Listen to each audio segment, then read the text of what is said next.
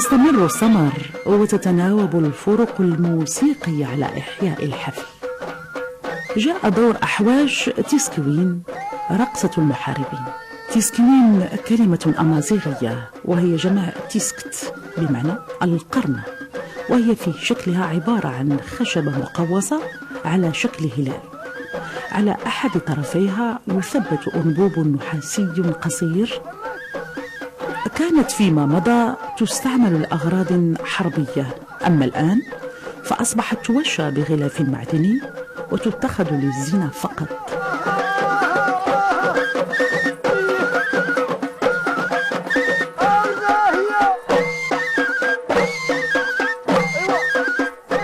رقصة تيسكوين رقصة حربية تتميز بالإيقاع القوي.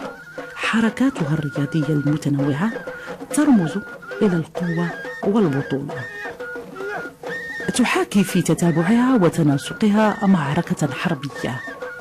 تصور عمليات الحذر والتوقع والاستعداد للمعركة في شغاين، وتعبر عن المباغثة والانقضاض على العدو في سكور بوتسكا حرك والشن، وقفز الحواجز وركوب الخيل في آهياد الميزان بجر أفولوس، واقتفاء أثر العدو وتعقبه في فتش أكال، والمراوغة والقتال في أنقلب هرب، ثم نشوة الانتصار وانهزام العدو في أفق أسوس.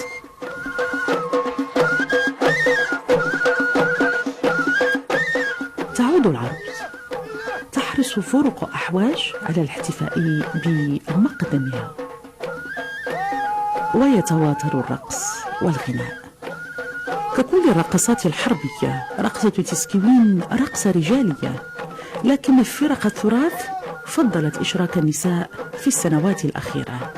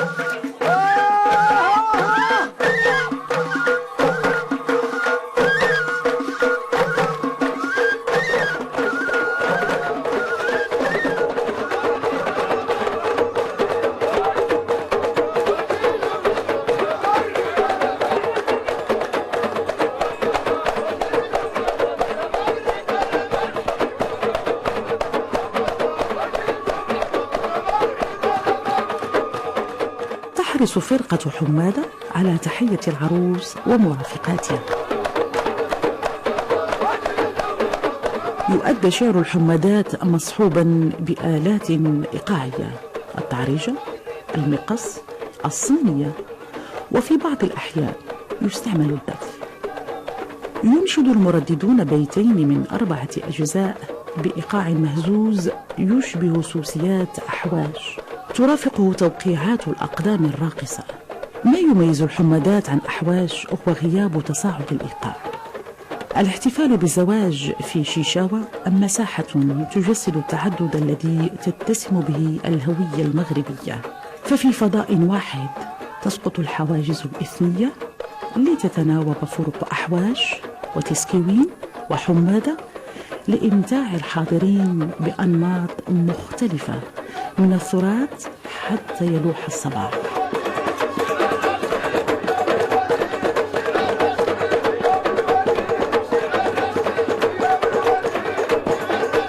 ما زالت ملابس العروس في يد المرأة التي عهد بها إليها.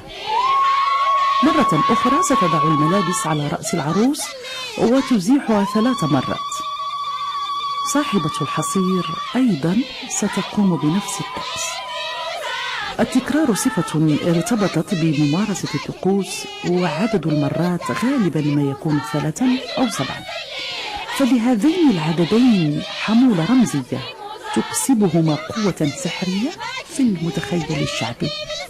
المعتقدات الشعبية أيضا تعتبر أن إعداد العروس للزفاف لحظة حرجة تكون فيها هذه الأخيرة في وضعية هشة، وقد تتعرض لسوء إذا لم يتم تحصينها عن طريق إخفاء وجهها وتحصين المكان الذي تتم فيه الطقوس.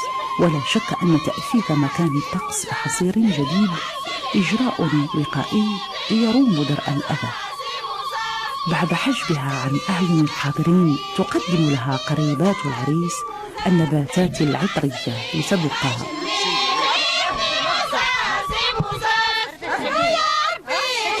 استعمال العديد من النباتات العطرية للعناية بالشعر شيء مألوف لدى النساء المغربية، لكنها تكتسي أهمية خاصة في طقوس الاحتفال بالزواج، ويجب أن يصل عددها إلى 7: الحناء، القرنفل، الورد، الريحان، نبات السعف، سنبل الطيب، والزعفران. بعد ذلك يسدلن شعرها ويضمخنه بخلطة يعبق المكان برائحتها الزكية. يغطين وجهها بخمار أحمر توكيت، ويزين رأسها بباقات من نبات الحبق تشد بعمامة أبيها. يلبسنها أيضا برنسه وتتقلد خنجرا. إخفاء الوجه وارتداء ملابس الأب أيضا طقوس تروم التحصين. يعهد بإلباس الخف لأخيها، عليه أن يضع ورقة نقدية في الخف الأيمن، وعليه أن يسرع ليفلت من ضرب النساء. قبل أن تبارح العروس بيت أهلها يقام طقس آخر لاستحضار الخير والبركة، إذ يخشى حسب المتخيل الشعبي أن يحل الفقر وسوء المآل بعد رحيلها. تحضر أم العروس طبقا به طحين تجلس عليه وتقوم بتقبيل رأسها 3 مرات.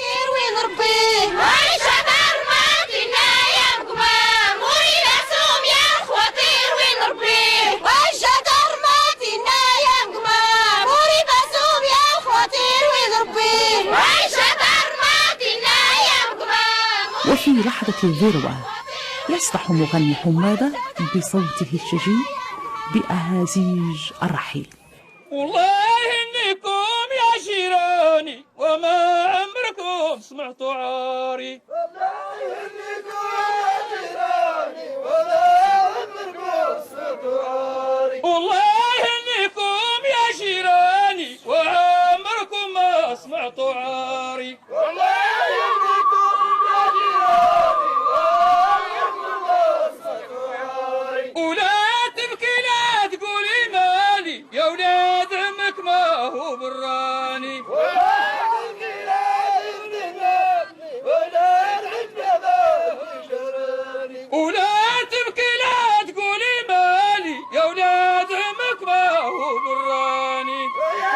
ويتداخل الحزن والغناء والفرح والبكاء.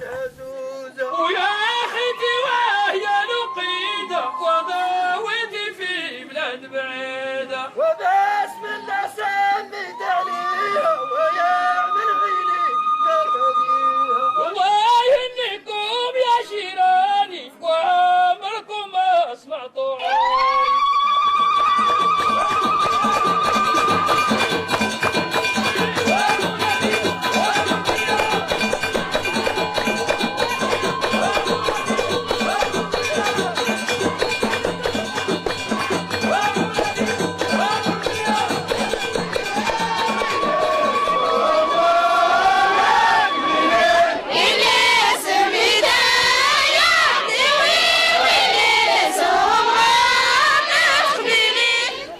طقوس الرحيل وهي أيضا لها دلالات رمزية ترتبط بالخصم والفأل الحسن. على العروس أن تحل ببيت زوجها وأن يحل الخير معها.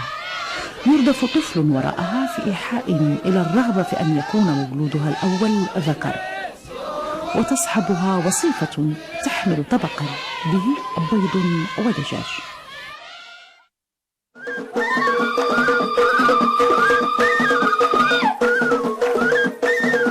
العريس أيضا يستعد لاستقبال العروس.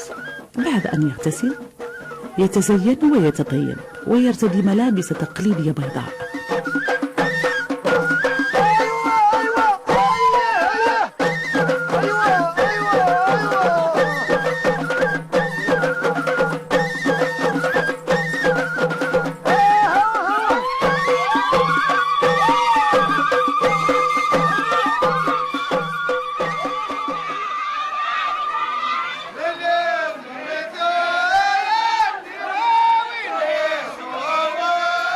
تتوقف الحياة بالدوار لينخرط الجميع في الحدث.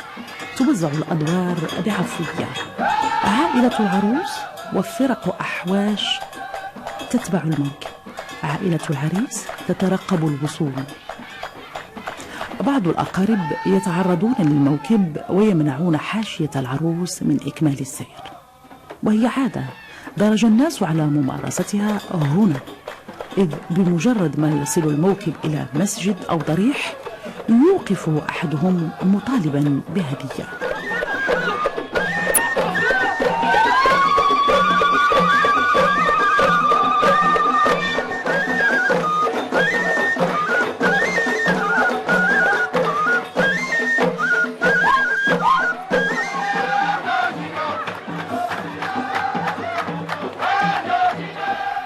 يقدم إلى العروس الحليب والتمر.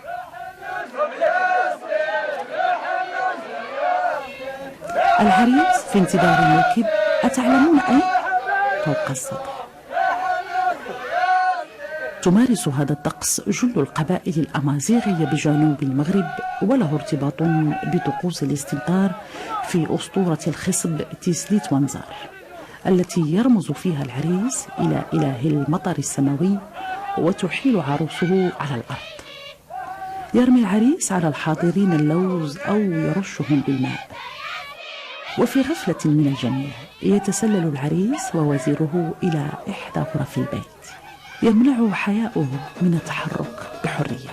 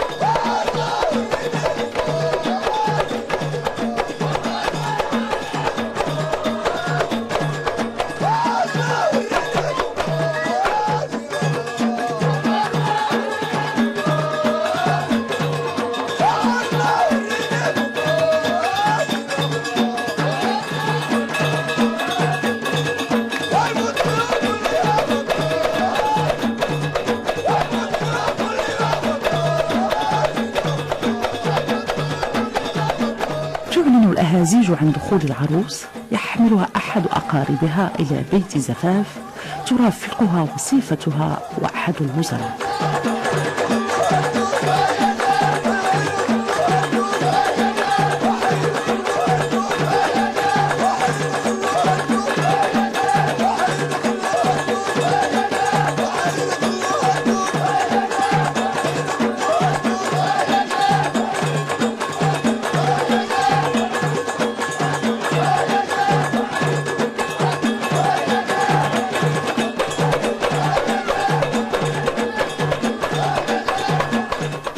قبل أن تجلس العروس عليها أن تمرر الخنجر على جدران الغرفة، بدءا باليمين بمساعدة الوزير.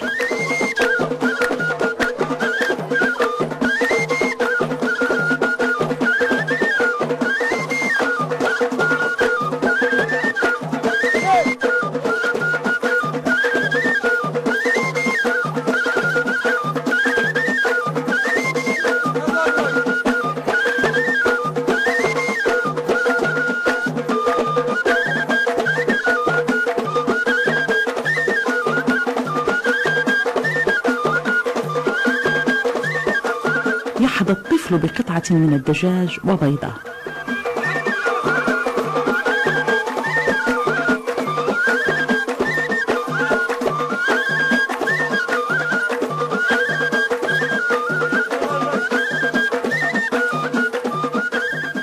تقدم لها الوصيفة الدعم والنصيحة.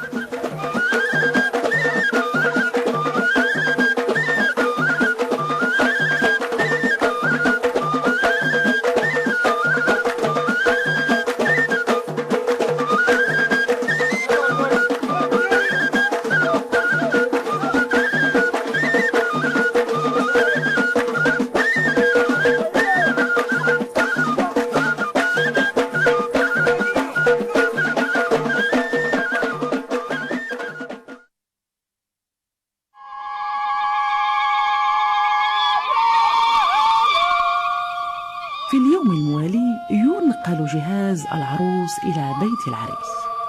تجتمع القبيلة بمنزل أهل العروس، يعدون قطع الجهاز، يضعون ما خف وزنه في الصندوق.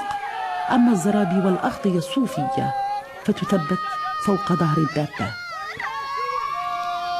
ترافق موكب نقل الجهاز فرق أحواش.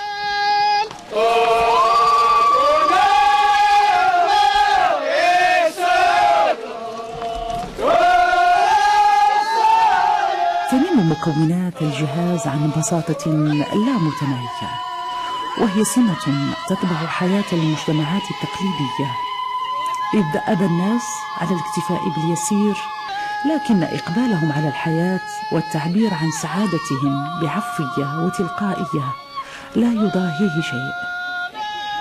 إنه بوح فطري عن سعادة بالانتماء إلى الجغرافية ليس فيها مجال للخبث. تستقبلهم عائلة العريس ويندمج الجميع في أجواء الاحتفال.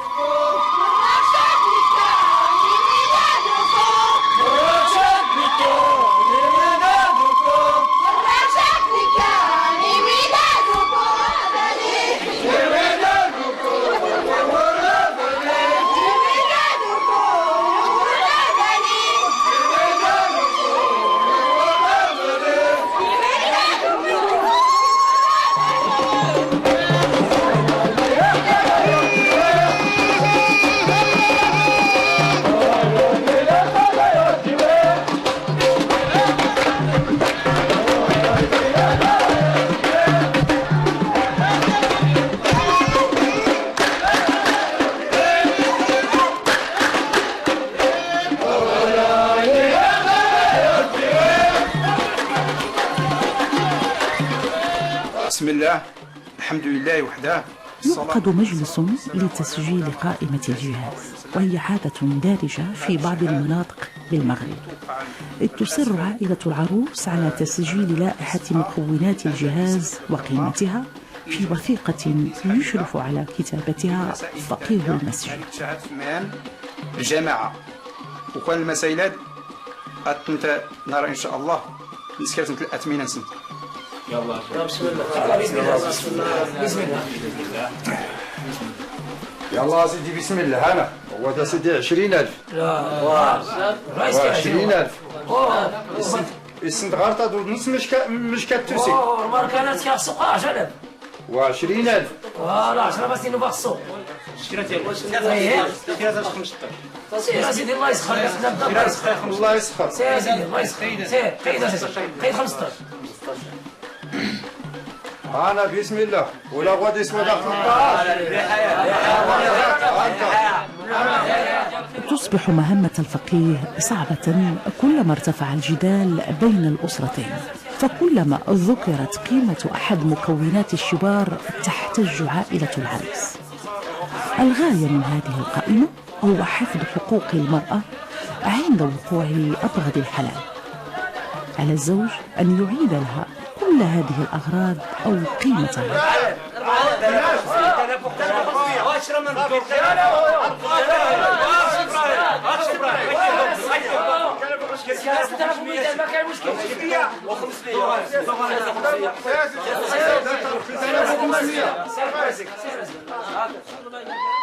في اليوم الثالث تخرج العروس من الحجبة لتعد طعاما ستحمله إلى عائلتها في أول زيارة. عليها أن تعد قصعة كسكس كبيرة الحجم. لإعداد هذه الوجبة أيضا طقوس، أهمها أنه لا يجوز للقريبات الشروع في الإعداد دون مباركة العروس. إعداد العروس لأول وجبة ببيت زوجها أيضا اختبار لقدراتها ومهاراتها، لكن بنات جنسها يشفقن عليها ويسهلن عليها اجتياز هذا الامتحان الصعب. تقتضي العادة أيضا أن يتم إعداد صنف خاص من الكسكس لهذه المناسبة. إنه الكسكس الحلو القليل المرق والمعد باللحم والبصل والمحلى بالعسل وزبيب العنب والمزين بالبيض واللوز والجوز والثمر.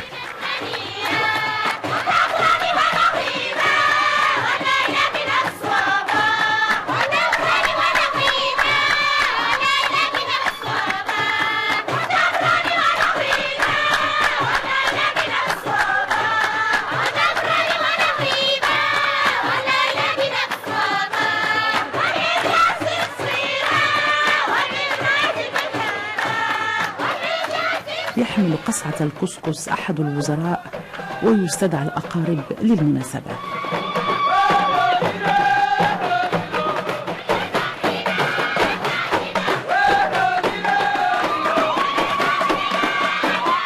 بعد وصول الموكب تخرج أسرة العروس لاستقبالها.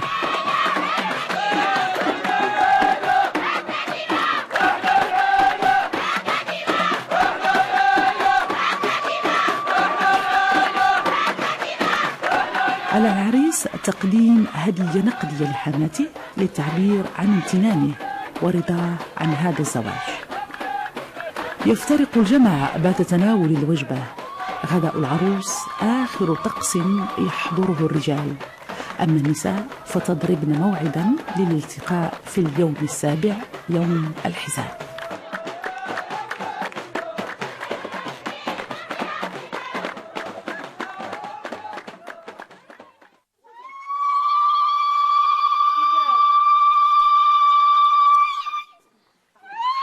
ارتبطت طقوس الاحتفال باليوم السابع أي بعد مرور أسبوع على ليلة الزفاف بالتعبير عن الرغبة في الإنجاب لضمان الاستمرارية والتجدد. طقوس الحزام تقام للوقاية من العقم ولطلب الخلفة. تستحضر خلالها رموز الخصم، الماء، أوراق الحناء، فضلات الأغنام وأغصان الزيتون والرمان. تغسل رجلها بهذه الخلطة الغريبة ويقدم لها الماء. عليها أن تقلب الآنية.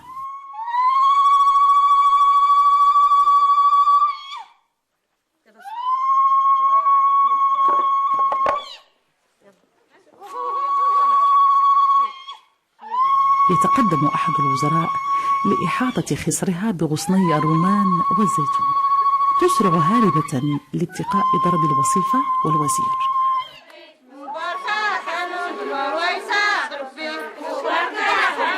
تعود لإتمام باقي مراحل الطقس. توزع وصيفتها الكحل والسواك على الحاضرات والفواكه الجافة.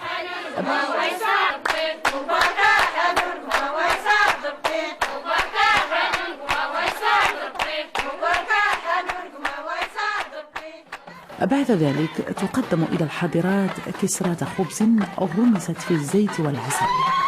أنتج الإنسان منذ وجوده أساطير ليواجه مخاوفه من قوى الطبيعة، وأسس طقوسا للاحتفال ليواجه خوفه من المرور من حياة إلى أخرى.